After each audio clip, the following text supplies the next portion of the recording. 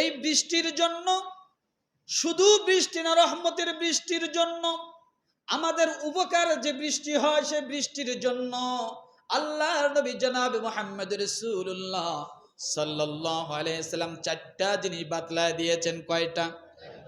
এক নম্বরে ইস্তেগফার করা। কি করা? বলবেন হুজুর, ইস্তেগফারের সঙ্গে বৃষ্টির কি সম্পর্ক? রব্বুল আলামিন সূরা নূহের 10 নম্বর আয়াতে বলেন, ফাকুলতুস তাগফিরু রাব্বাকুম ইন্নাহু কানা গফফারা। চার আমলের প্রথম আমলটা কি?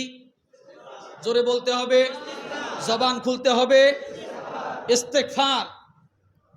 সূরা নূহের 10 নম্বর আয়াত, ফাকুলতুস্তাগফিরু রাব্বাকুম ইন্নাহু কানা গফফারা। আমি তাদেরকে বলেছি নিজ প্রতিপালকের কাছে ক্ষমা প্রার্থনা করো, নিশ্চয় তিনি অতিশয় ক্ষমাশীল। এরপর রব্বুল আলামিন 11 নম্বর আয়াতে কি বলেন? ইউরসিলিস সামাআ আলাইকুম মিদরারা।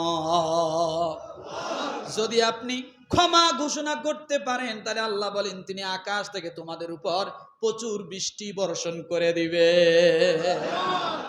তাহলে আপনি ইস্তেগফার করলে আল্লাহ কি করবেন? বৃষ্টি বর্ষণ করবেন। সূরা নূহ আয়াত নাম্বার 10, আয়াত নাম্বার কত? 11। এরপর রব্বুল আলামিন বলেন, ওয়ায়ুমদিদুকুম বিআমওয়ালিন ওয়া বানিনা ওয়া ইয়াজআল লাকুম জান্নাতিন ওয়া ইয়াজআল লাকুম আনহারা। এই জন্য বৃষ্টি দিব যাতে তোমাদের ধন সম্পদ, সন্তান সন্ততিতে উন্নতি দান করবেন। তাহলে ইস্তেগফার পাঠ করলে বৃষ্টি হবে, আর বৃষ্টি হলে কি হবে? সন্তান সন্ততি, ফল মূল, ফসল, গবাদি পশু সবকিছুতে কি হবে? উন্নতি লাভ হবে। আমার ভাইরা করবো তো? তাহলে 1 নাম্বার আমল কি? ইস্তেগফার। আমার ভাইরা দ্বিতীয় নাম্বারে, অনাবৃষ্টির কারণে আপনি দ্বিতীয় নাম্বারে যে আমল করবেন, আল্লাহর নবী জনাব মুহাম্মদ রাসূলুল্লাহ সাল্লাল্লাহু আলাইহি সাল্লাম বলেন, বুখারী হাদিস নাম্বার 1012, কত? 1012, ফাস্তাসকি ফাস্তাকবালাল কিবলা ওয়া কিবলা রিদাআ ওয়াসাল্লি রাকাআতাইন। আব্দুল্লাহ ইবনে যায়েদ রাদিয়াল্লাহু থেকে বর্ণিত, নবী সাল্লাল্লাহু আলাইহি সাল্লাম ঈদগাহে গেলেন এবং বৃষ্টির জন্য দোয়া করলেন। অতঃপর কিবলামুখী হয়ে নিজের চাদরখানি উল্টিয়ে নিলেন এবং 2 রাকাত সালাত আদায় করলেন। দ্বিতীয় নম্বরে কি পাইলাম? 2 রাকাত নামাজ। কি পেয়েছি? 2 রাকাত নামাজ। অনাবৃষ্টির জন্য 2 রাকাত নামাজ পড়বো। হ্যাঁ। তৃতীয় নম্বরে যে আমলটা আল্লাহর নবী জনাবে মুহাম্মদ রাসূলুল্লাহ সাল্লাল্লাহু আলাইহি সাল্লাম বেশি বেশি তওবা এবং ইস্তেগফার পাঠ করছেন, দোয়া করছেন। তওবা এবং দোয়া করছেন। কি করছেন বলেন? তওবা এবং দোয়া করছেন। বুখারী হাদিস নাম্বার 1011, আব্দুল্লাহ ইবনে যায়েদ রাদিয়াল্লাহু তাআলা আনহু থেকে বর্ণিত, নবী সাল্লাল্লাহু আলাইহি ওয়াসাল্লাম বৃষ্টির জন্য দোয়া করেন এবং নিজের চাদর উল্টিয়ে দেন। তাহলে আগে পাইলাম নামাজ, তারপরে দোয়া, এখন পাইলাম কি? দোয়া। আর দোয়া করতে যায় আপনার গায়ের মধ্যে চাদর যেমন থাকবে ওইটা দোয়ার আগে আপনি উল্টায়া দিয়ে তারপরে দোয়া করবেন। তাহলে ইস্তেগফার, নামাজ, আর কি? দোয়া। মনে থাকবে আমার ভাইরা? তৃতীয় নাম্বার যে আমল সেটা হলো উত্তম কোনো ব্যক্তির ওসিলা নিয়ে দোয়া করা। কি করা? আপনার কাছে যে ব্যক্তি উত্তম মনে হয়, এই জামানায় যারা উত্তম আপনার কাছে মনে হয়, ভালো মনে হয়, আমলদার মনে হয়, আল্লাহর ওলি মনে হয়, পরহেজগার মনে হয়, এমনকি সাহাবায়ে কেরামের নামগুলো দিয়েও আপনি সে দোয়া করতে পারেন, ওসিলা নিয়ে দোয়া করতে পারেন।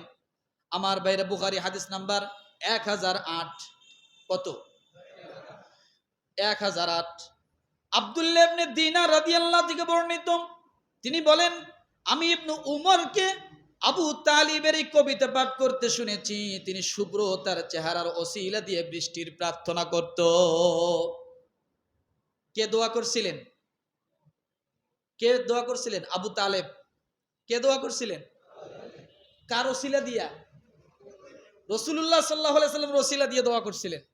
আয় আল্লাহ, তোমার যে নবী তার চেহারার ওসিলা দিয়ে আমি দোয়া করি তুমি বৃষ্টি দাও। তাহলে আবু তালেব রসুলকে চিনত, কথা ঠিক কিনা? কিন্তু ইসলাম গ্রহণ করে নাই, সেটা তার ভিন্নতা, কথা ঠিক না? আমার ভাইরা, এবার দেখুন হযরত উমর রাদিয়াল্লাহু তাআলা আনহু নিজেই আব্বাস রাদিয়াল্লাহু তাআলা আনহুর নাম ধরে তার ওসিলা নিয়ে দোয়া করেছিলেন, বলেন সুবহানাল্লাহ। আব্বাস রাদিয়াল্লাহু তাআলা আনহু কে বলেন তো? রসুলের চাচা উমর ইবনে খাত্তাব। উমর রাদিয়াল্লাহু তাআলা নিজে বলছেন যে এখন তো রসুল নাই, আয় আল্লাহ, রসুলের চাচা আব্বাস রাদিয়াল্লাহু তাআলা আনহুর খাতিরে তুমি আমাদেরকে বৃষ্টি দাও। কি করো তুমি? আমাদেরকে বৃষ্টি দাও। এটা হলো বুখারী হাদিস নাম্বার 1010। উমর রাদিয়াল্লাহু তাআলা নিজেই আব্বাস রাদিয়াল্লাহু তাআলা আনহুকে ওসিলা বানাইছেন। তাহলে কয় প্রকার পাইলাম?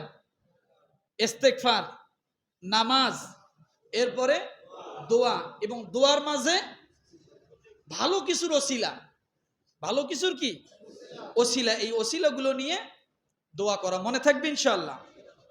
মনে থাকবে?